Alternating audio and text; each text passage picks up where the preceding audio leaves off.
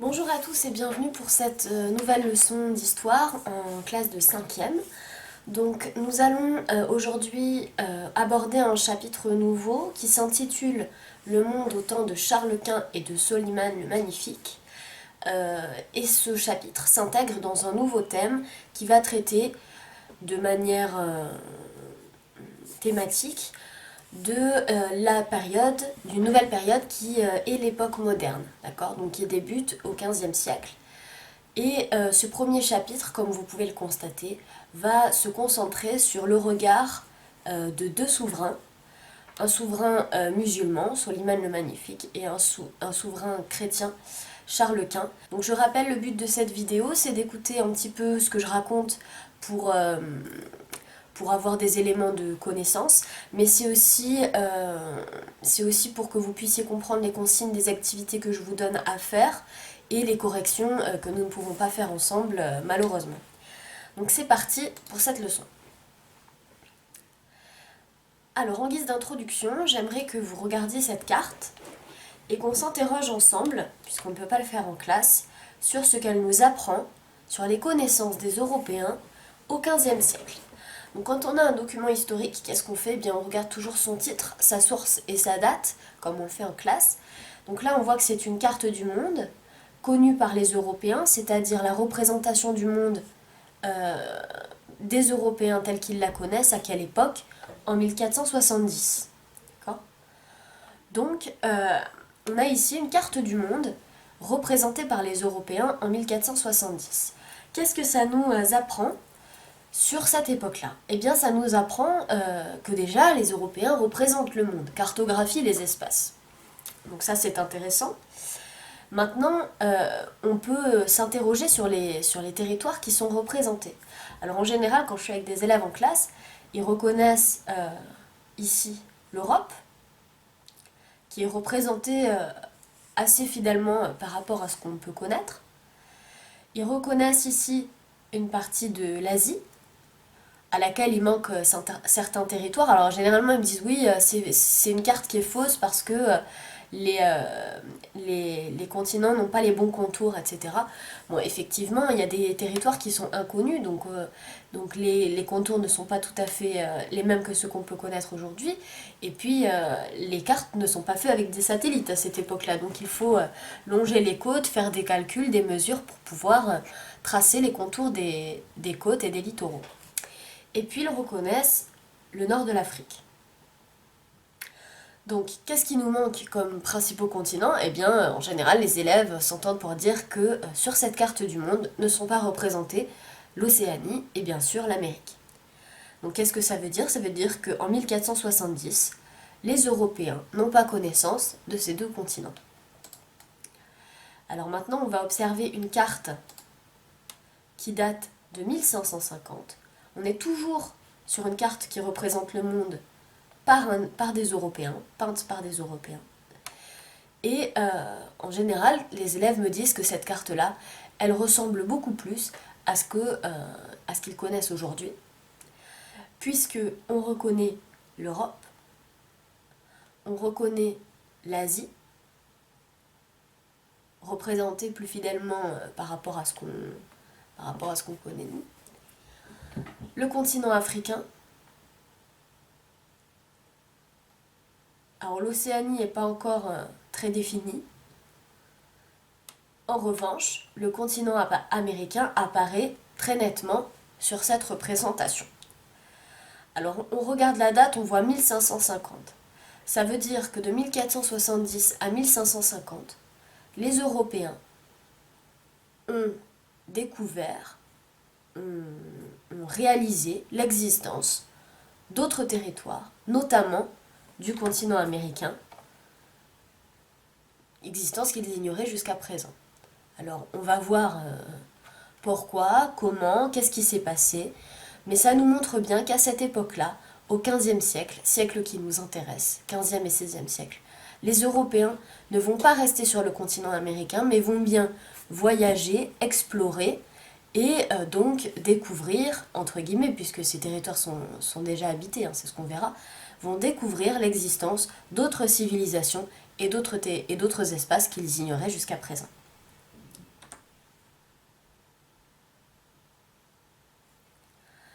Alors, introduction. Entre le 15e et le 16e siècle, l'Europe et le pourtour méditerranéen, c'est-à-dire l'espace méditerranéen, sont le lieu d'échange, mais aussi d'opposition des empires. Quels empires? L'empire ottoman musulman, dont on va parler juste après, et l'empire chrétien de Charles Quint. Ces deux empires se font la guerre, s'opposent, et ces rivalités, ces tensions, vont les conduire à rechercher de nouveaux espaces de conquête, de nouveaux territoires pour affirmer leur puissance. Donc on va se poser la question suivante, comment l'Europe s'est ouverte au monde au XVe et au XVIe siècle? Pardon. Alors on commence avec une première activité que vous pouvez télécharger sur Pronote et que vous pouvez faire avant que je la corrige, qui s'intitule « Comment le sultan Soliman impose-t-il sa puissance en Méditerranée ?» Je vais essayer de faire des corrections assez rapides, mais il faut quand même que je puisse expliquer des choses, donc n'hésitez pas à regarder cette vidéo en 2 fois si c'est un peu trop long. Donc, on y va et on observe encore une fois, pour commencer, une carte. Vous savez que j'aime bien les cartes, et cette carte, elle nous donne beaucoup d'informations intéressantes.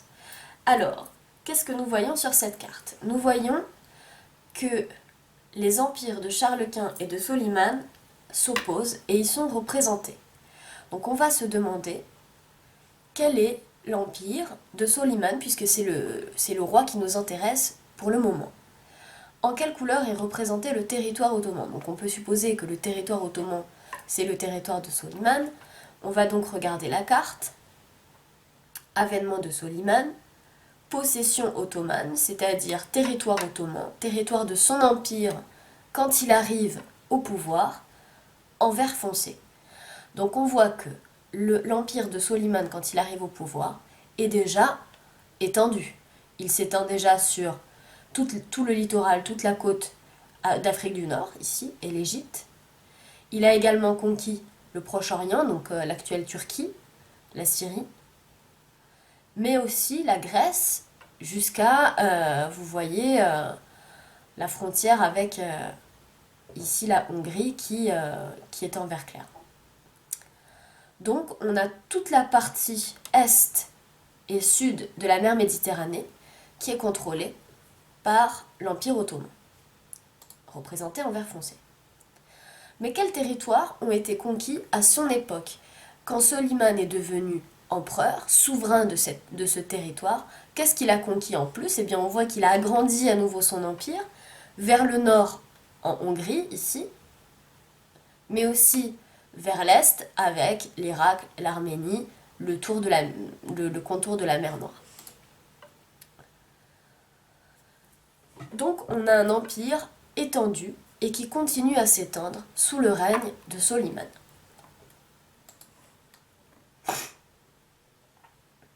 Alors, comment est-ce que Soliman parvient à étendre son empire? Eh bien, il s'appuie sur la force, sur une armée puissante. Vous aviez ce document 2 qui en fait était un texte écrit par un ambassadeur de Charles Quint, c'est-à-dire une personne qui venait de l'empire de Charles Quint et qui observait un petit peu l'organisation des troupes de Soliman le Magnifique. Bon, en réalité du frère de Charles Quint, mais bon, on va dire donc de Charles Quint. Et ce texte, qu'est-ce qu'il nous apprenait? Il nous apprenait que son armée était composée de forces intactes, qui avaient de l'expérience, donc qui avaient l'habitude de combattre, organisée, qui pratiquaient les armes très bien, et dont les soldats étaient obéissants, aguerris, expérimentés, qui avaient l'habitude des victoires. Donc on a une armée puissante. Vous avez une représentation ici sur le côté des troupes et des assauts, des attaques de l'armée de Soliman, de l'armée ottomane. On a donc une armée puissante qui est capable d'étendre son territoire grâce à la force. Donc, ok, Soliman est un chef qui dirige un grand empire dont l'armée est puissante. Alors, ici, vous avez une nouvelle carte. Toute la légende ne m'intéresse pas, c'est pas un document que vous aviez en votre possession. Ce que je voulais vous montrer, c'est quelle est la capitale de cet empire étendu. Sa capitale, vous l'avez ici. c'est Istanbul, qu'on appelait autrement Constantinople à l'époque de l'Empire byzantin, si vos souvenirs sont frais. Pourquoi est-ce que cette ville capitale est importante, puisqu'on va observer un plan de cette ville juste après? Parce que comme vous pouvez le voir, toutes les routes commerciales, tous les bateaux qui transportent des marchandises pour alimenter l'espace méditerranéen passent la plupart du temps par ce carrefour, par cette route, pour rejoindre le continent asiatique. Et vous voyez que tout le continent asiatique, toutes les routes qui mènent au continent asiatique, qui passent par Alep, Damas, Le Caire, Constantinople, sont contrôlées par l'Empire musulman. C'était une petite parenthèse. Alors, on en vient à justement Constantinople, désormais appelée Istanbul. Istanbul est donc un carrefour commercial, une route par laquelle passent la plupart des bateaux qui souhaitent rejoindre l'Asie, ou bien les bateaux qui viennent de l'Asie, ou les caravanes, comme on dit, qui viennent de l'Asie et qui souhaitent rejoindre l'espace méditerranéen. Donc on a un carrefour, un lieu de passage, et cette ville est aussi une ville intéressante puisqu'elle devient la capitale de l'Empire ottoman. Alors qu'est-ce qu'on peut voir sur cette représentation, sur cette carte? Donc déjà, quelle est la ville de la capitale de l'Empire ottoman? Eh bien c'est Istanbul, qui s'appelait autrement Constantinople avant. Quelles sont les religions pratiquées dans cette ville? Alors les religions pratiquées.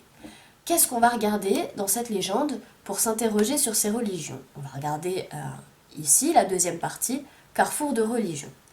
Et nous voyons que dans cette ville sont construites des mosquées, des synagogues et des églises. Alors il y a aussi des églises transformées en mosquées, on va voir pourquoi. Donc on a trois types d'édifices religieux dans l'espace de la ville d'Istanbul. Qu'est-ce que ça veut dire sur cette ville? Eh bien ça veut dire qu'il y a trois religions qui y sont pratiquées. Les mosquées, eh bien on le sait, c'est la religion musulmane, ou l'islam. Les synagogues, c'est pour la religion juive.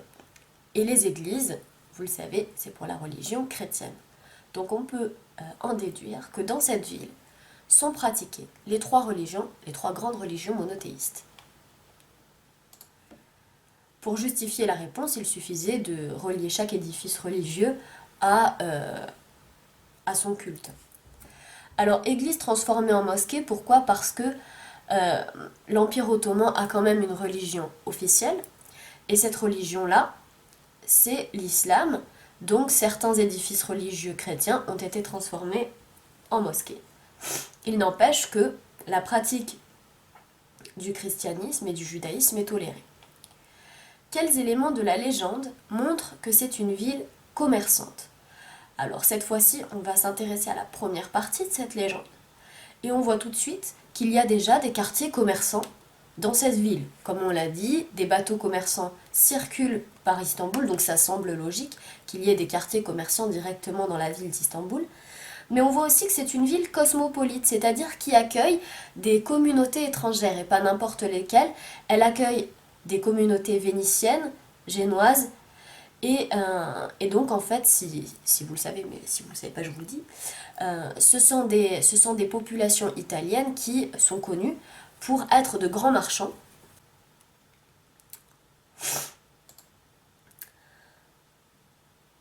Alors maintenant, on va s'intéresser un petit peu à ce personnage qui dirige cet empire.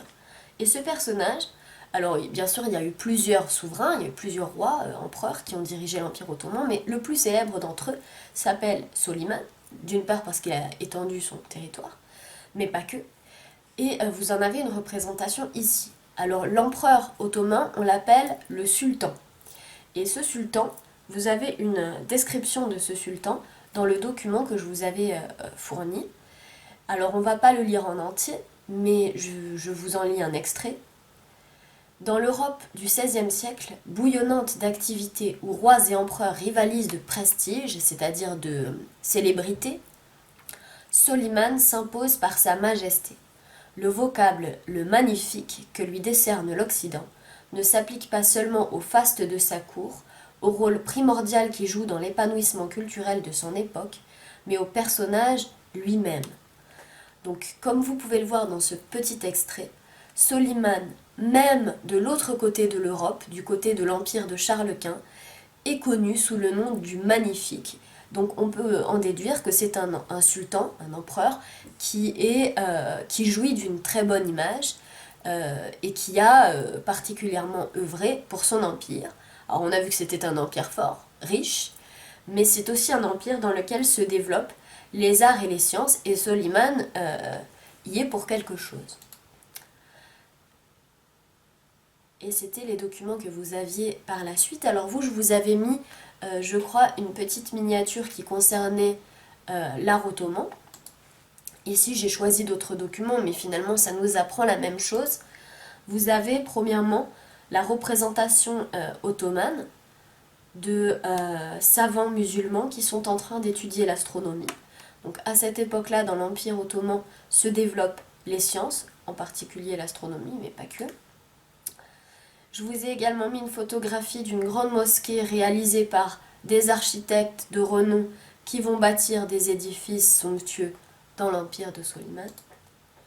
Mais aussi un exemple du développement des arts ottomans à l'époque de l'empire. Donc on